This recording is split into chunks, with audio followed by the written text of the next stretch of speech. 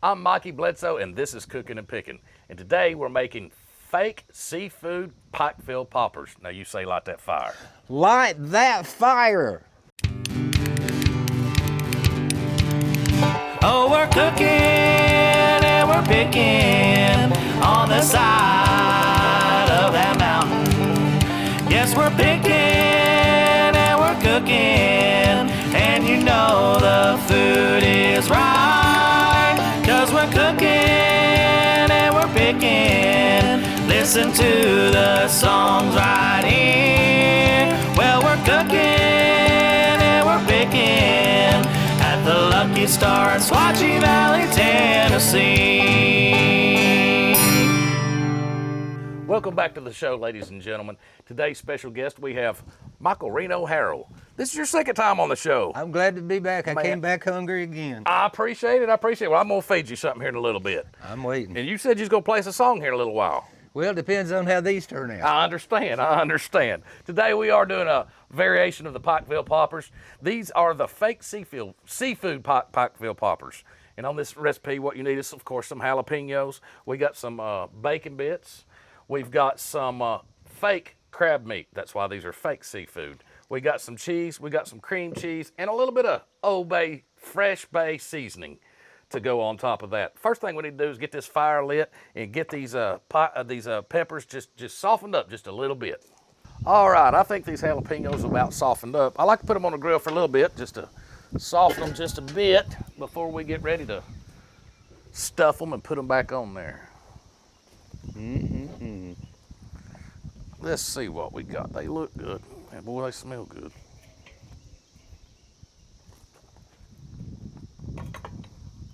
Oh yeah, them are ready to go. Ooh, they're steaming. All right, while those are cooling down a little bit, you care if I ask you a few questions? Depends on what they are. you care if I give you a few answers? just a few. Well, first thing is, let everybody out there know where they can find you at.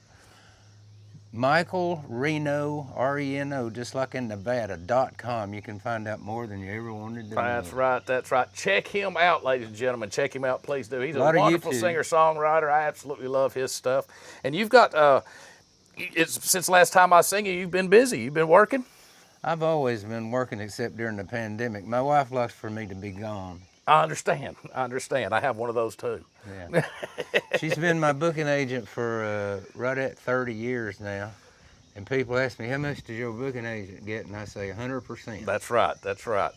That's the way that's supposed to be.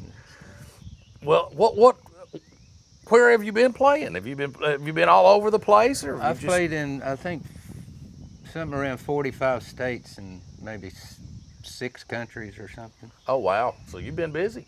Yeah, You've been busy. yeah. Well, you meet a lot of wonderful people out there doing what I do. You do?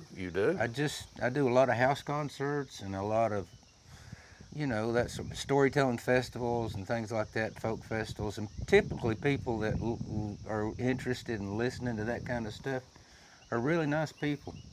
They I mostly work for people that aren't trying to make any money off of me. That's really neat. Most of the storytelling festival I work, they're all volunteers. They got grants to give, to pay you and all that. And house concerts, nobody in a house concert, they just want to make enough money so that you're happy and send you on your way and do it again. That's right. That way they can do it again. Yeah, I'm lucky. I do a few of those myself. I really do. I understand that you've got a little project you've been working on. Yeah, we've been over at Schultz Recording Studios right here in the Sequatchie Valley.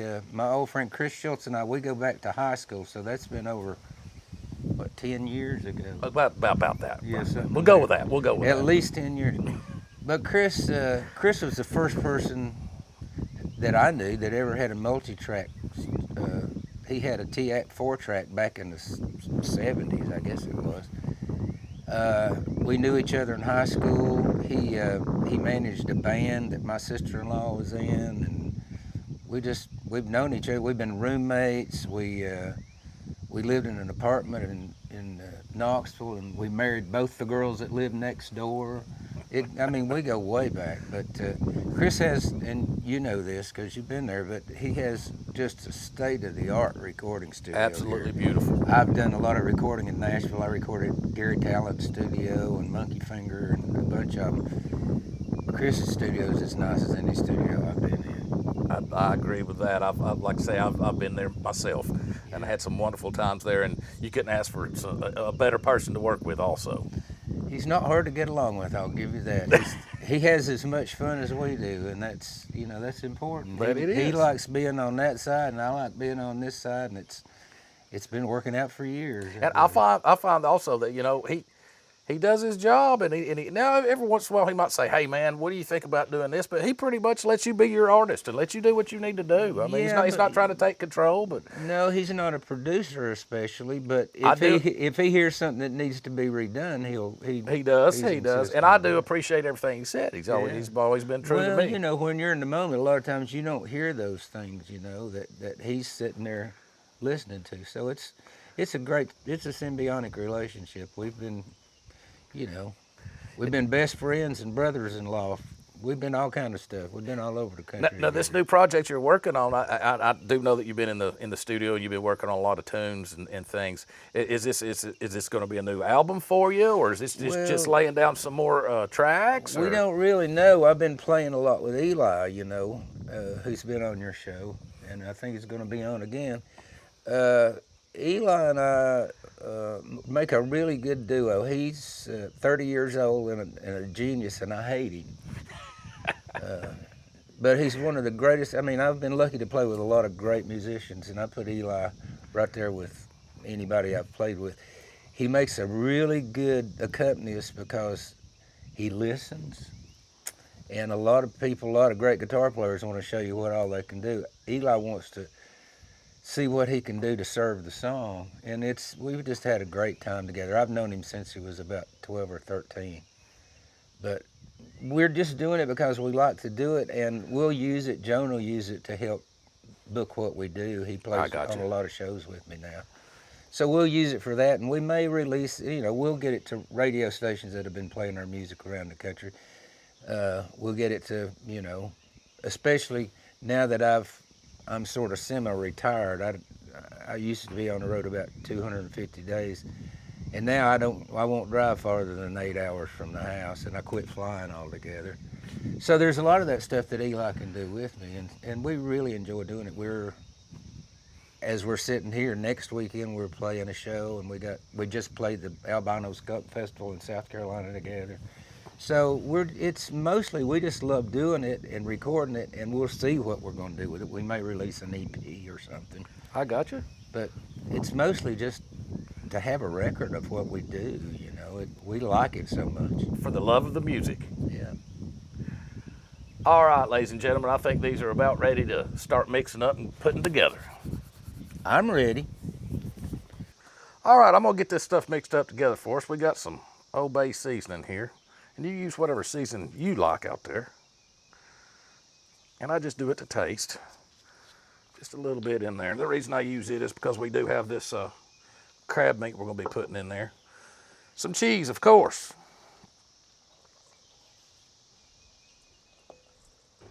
I like a lot of cheese in mine. And then, got to have the bacon. Bacon make a cherry pie taste good. Got to have some bacon bits and some crab meat, but this is the finest imitation crab meat I could find at the grocery store that I have right here in my area. That's why this is called fake seafood Pikeville Poppers. I can't imagine Piggly Wiggly's not a seafood capital. Well, you just never know what you might find. Get that mixed in there good. And it's a texture thing. Can't really tell you how much of everything I put in there. Until it gets bonded real good in there, that's how I know. It's fairly simple though. It looks like fun. It is. It is. This is like playing with Play-Doh when I was a kid. Once you get it put together, then you just take it and start stuffing your peppers. Let me get it down in there real good because you want it to go all the way to the bottom. And this next time we go back on the grill, all we're doing is melting that cheese. So it will not take long and they'll be ready to go. All right, we got our peppers stuffed now and ready to go back on the grill. Like I say, it won't take long because all you're doing now is melting that cheese, getting it ready to go. Them peppers have been softened up. We'll set it right back on that grill. Let that melt just a minute. And while that's doing that, we're gonna put the lid on it. And they'll be ready to eat in just a few minutes. Well, let me ask you a few more questions while we're waiting on those to soften up. Now, last time you was on the show, I asked you about when you got started playing music, and you said that was just a couple of years ago. And what you've been up to, and you mentioned a few names as some of your guys that influence you and all that stuff. Has the way you write and the way you think about music, has it changed throughout the years? Of course. It's not changed. The bass part of it hadn't changed, but just you learn. It's like any craft. The more you do it, the more you know about it. If you pay attention, if you don't become a better songwriter, you're not going to improve than what's happening. But just years of paying attention, hopefully you get better at it. So it's changed in the way that I critique myself, I'd say, more than anything else. I got you. Now, you also, last time you were on the show, mentioned that you're also a visual artist. Yep. Have you been working on any of that kind of thing lately? Yeah, I'm always working on that.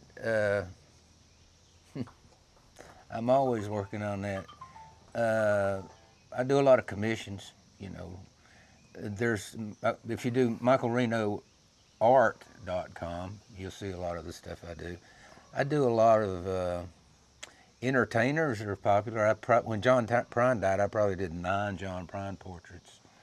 A lot of Pete Seeger banjo heads, Jackson Brown, Linda Ronstadt, people like that, people from our generation, or my generation. And lots of grandkids. Ah, okay. I've probably done more portraits of people between 3 and 12 than I have all the others put together. And they don't even know it, do they? No, they don't know, but their grandma does. That's what counts. But yeah, I do a lot of portraits. I just did one for Mississippi John Hurt. People like that, people that I'm aware of and that I have liked. It turns out that Willie Nelson, a lot of people would like to hang Willie on their wall, that kind of stuff. And it's fun for me. I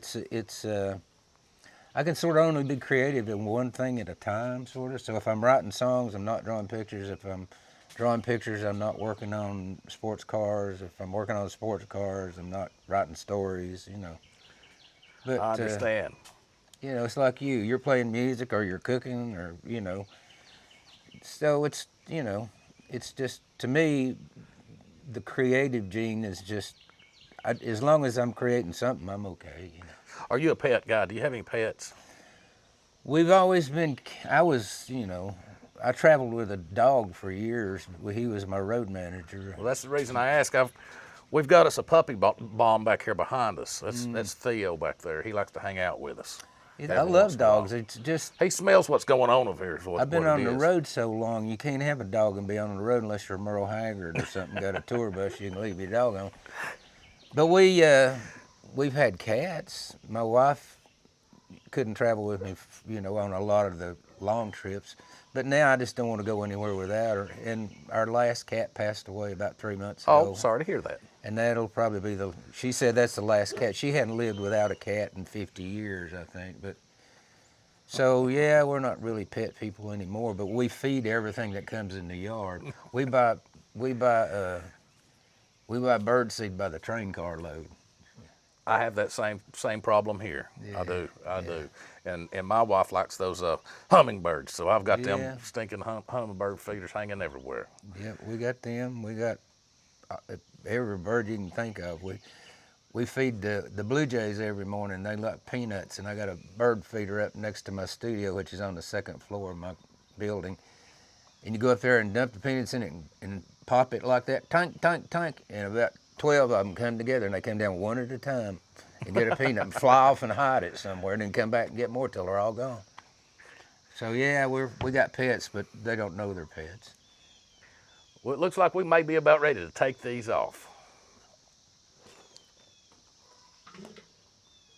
Actually, we are.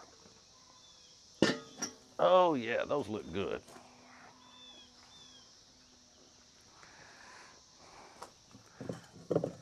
Let me see what we got here. That pan gets hot. You need these fancy gloves. Put this over here so you can see that. Oh yeah, that cheese is melted. It's ready to go. Woo. Let her cool down just a little bit so we don't burn our mouths, and we'll take us a bite. All right, let's see what we got here. Now that looks like a Pikeville popper.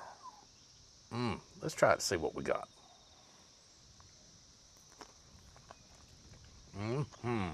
Oh, baby.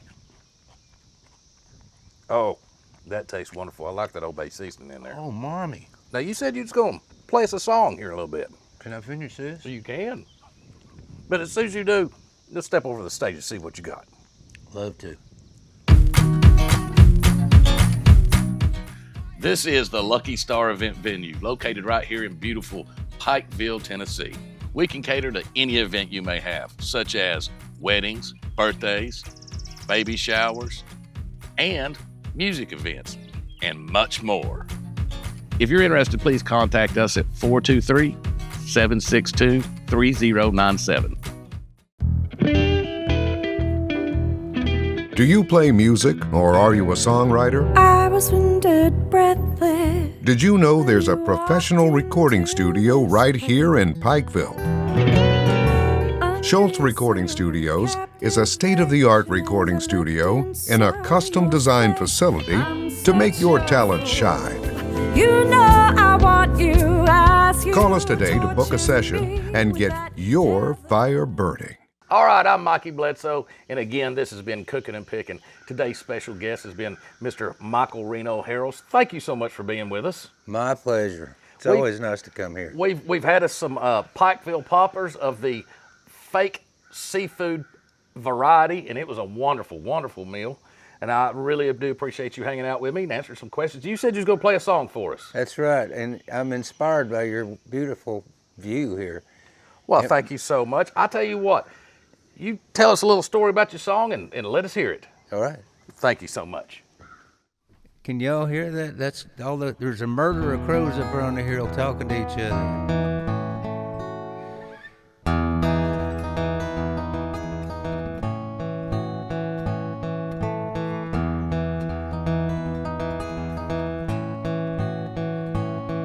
A crow sat on my windowsill most of one whole day.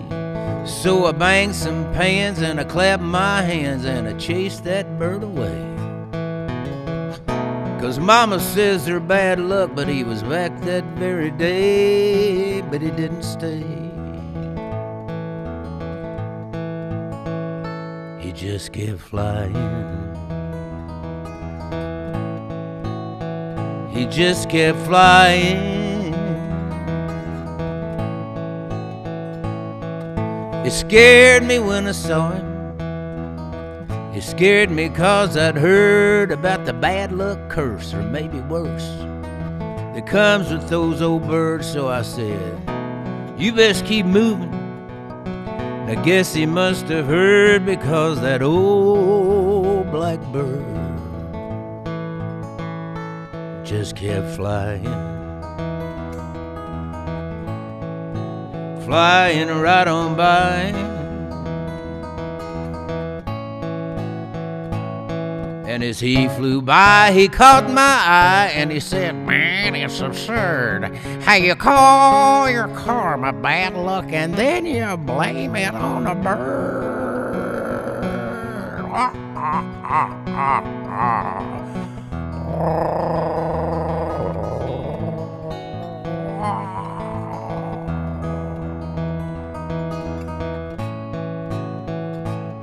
And then I saw this thing on YouTube couple of months ago about the social lies and the family ties and the intelligence of crows. Now I put food and shiny objects in my yard.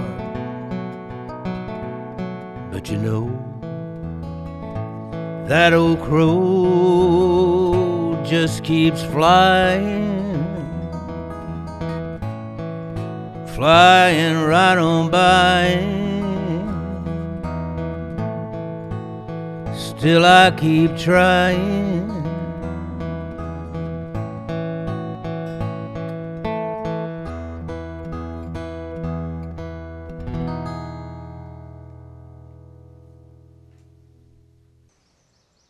Ladies and gentlemen, this has been Cookin'&Pickin.